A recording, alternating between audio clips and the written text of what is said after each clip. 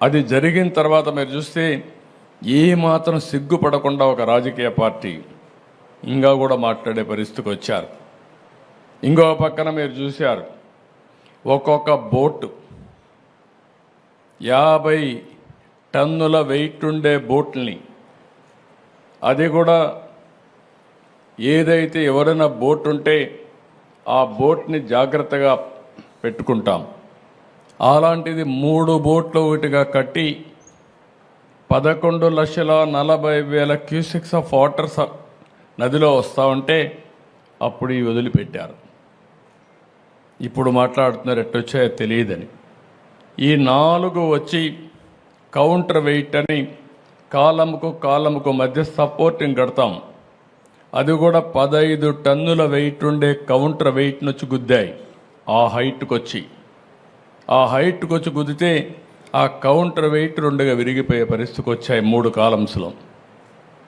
అంటే మీరు ఊహించుకోవాలి, అదే కానీ కాలమును కానీ గుద్దుంటే ఈరోజు ప్రకాశం బ్యారేజీ మనం చూసేవాళ్ళం కాదు. అది కొట్టుకొని పోతే లంక గ్రామాలు ఏమవుతాయి, ఈ ప్రాంతం అంతా ఏమవుతుంది?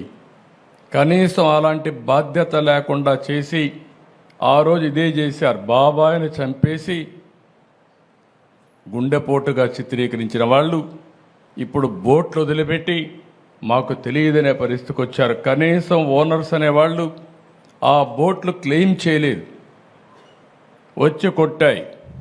3 రోజులు మనం మన పనుల్లో ఉన్నాం. చూస్తే దానికి వైఎస్ఆర్ కాంగ్రెస్ పార్టీ కలర్స్ ఉన్నాయి.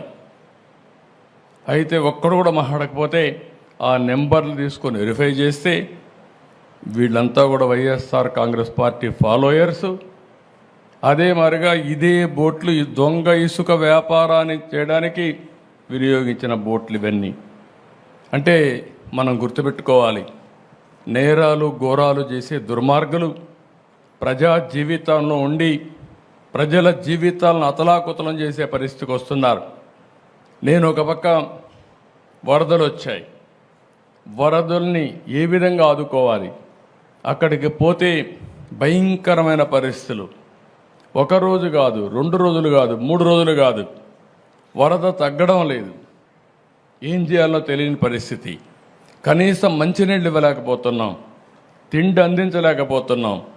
బోట్లు పంపిస్తే ఎన్డీఆర్ఎఫ్ లాంటి సంస్థ ముందుకు సాగలేక ఆ వెలాసిటీ, ఆ ఫోర్స్ వల్ల వెనక్కి వచ్చే పరిస్థితి వస్తామని మేము కూడా కొట్టుకొని పోతామని హెలికాప్టర్లు పెట్టాం. హెలికాప్టర్లో ఫుడ్ తీసుకుపోయిస్తే కొంత వేస్ట్ అవుతూ ఉంది, కొంతవరకే చేరుతూ ఉంది. డ్రోన్స్ పెట్టాం, ఎందుకంటే వీళ్ళంతా ఫుడ్ తీసుకపోతే వీళ్ళు కూడా దిగలేక కొట్టుకొని పోతామని భయంతో ఇసిరేయడం మొదలుపెట్టారు. దానివల్ల కూడా ఇబ్బందులు వచ్చాయి. అప్పుడు డ్రోన్లు పెట్టి ఇక్కడి నుంచి నేరుగా బిల్డింగ్ పైకి పంపించే పరిస్థితికి వచ్చాం. ఇన్ని అవస్థలు పడితే ఏదైతే వైఎస్ఆర్ కాంగ్రెస్ పార్టీ ఒక పేపర్ పెట్టుకొని విషయం జిమ్ముతున్నారు, అంటే ఓడిపోయారు కాబట్టి, ప్రజలు ఓడిచ్చారు కాబట్టి ఈ ప్రజలపైన ద్వేషం పెంచుకొని ఏదో ఒక విధంగా నష్టం చేయాలని ఆలోచించే పార్టీలు ఏమనాలి నాకైతే అర్థం కావడం లేదు. ఇలాంటి పార్టీలు ఈ రాష్ట్రంలో ఉండడమే మన దురదృష్టం అని చెప్పి కూడా నేను మీకు తెలియజేస్తాను. భారతదేశ చరిత్రలో ఎక్కడా ఇలాంటి పార్టీ ఉండదు. నేరస్తులు రాజకీయాల్లోకి వస్తే, నేరస్తులు రాజకీయ ముసుగులో ఇలాంటి నేరాలు ఘోరాలు చేసి ప్రజా జీవితాన్ని అతలాకుతలం చేసినప్పుడు ప్రజలందరూ అర్థం చేసుకోవాల్సిన అవసరం ఉంది. అదే కానీ నేరస్తులు రాజకీయ ముసుగు లేకపోతే నాకు 2 నిమిషాలు పట్టకొచ్చి తాట తీసి ఎక్కడ పెట్టాలనో అక్కడ పెట్టేవాడిని అని చెప్పి కూడా నేను మీకు తెలియజేస్తున్నా. నేను చాలా సంక్షోభాలు చూశాను, నాకు ఇవన్నీ ఒక లెక్క కాదు. నా పీరియడ్లో ఎవడో రౌడీ అనేవాడు ఎవడో రోడ్డు మీదకి వచ్చేవాడు కాదు. ఒకే మాట చెప్పాను, ఎవరైనా రౌడీ అనేవాడు రోడ్డు మీదకి వచ్చేదానికి వీలు లేదు, ఈ రాష్ట్రంలో ఉండడానికి వీలు లేదని చెప్పి నిర్మోహమాటంగా యాక్ట్ చేసి రౌడీయిజాన్ని, అంత మునుపంత గల్లీకి ఒక లీడర్ ఉండేవాడు, అటు తెలంగాణలో కానీ ఇటు ఆంధ్రప్రదేశ్లో కానీ. ఆ 9 సంవత్సరాలు రౌడీలు లేకుండా చేశాను. రాయలసీమ మొత్తం ముఠాలు ఒకరినొకరు కొట్టుకోరు చనిపోయేవాళ్ళు. కక్షలు పెంచుకునేవాళ్ళు, తరతరాలుగా ఆ కక్షలు కొనసాగేటివి.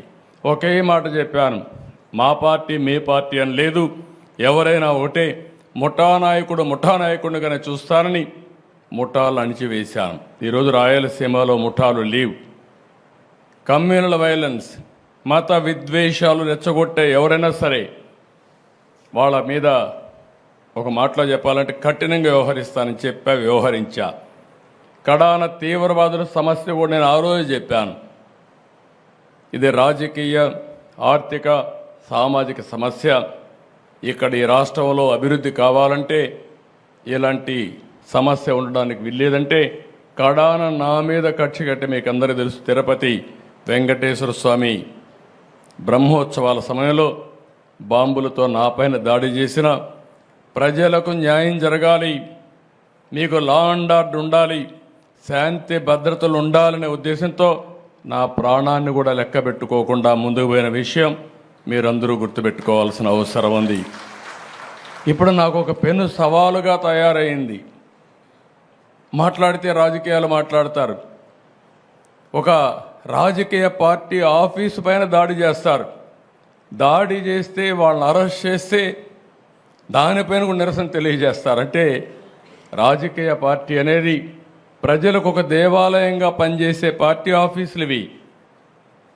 ఒక చిన్న party office, communist party office ఉన్నా ఎక్కడా ఎవరు దాడి చేయలేదు. నా జీవితంలో నేను చాలాసార్లు చూశాను. 40 సంవత్సరాలుగా రాజకీయ పార్టీ ఆఫీసులపైన, రాజకీయ పార్టీ నాయకులపైన ఎప్పుడూ దాడి జరగలేదు. ఎన్ని విమర్శించినా ఆ విమర్శని ఒక పాజిటివ్గా తీసుకొని కరెక్ట్ చేసాం తప్ప ఇంకోటి కాదు. అలాంటి దురదృష్టకరమైన పార్టీ ఓసారి నాకే అనిపిస్తుంది, నేను ఎన్నో రాజకీయాలు చేశా, ఎంతమందితో చేశా, కానీ ఒక నేరస్తుడితో రాజకీయాలు చేయడం అనేది నాకే నామోషి అనిపిస్తుంది. కానీ మీ ప్రజాహితం కోసం నాకు తప్పడం లేదు ఈ యుద్ధం. ఆ విషయం కూడా మీరు గుర్తుపెట్టుకోవాల్సిన అవసరం ఉంది.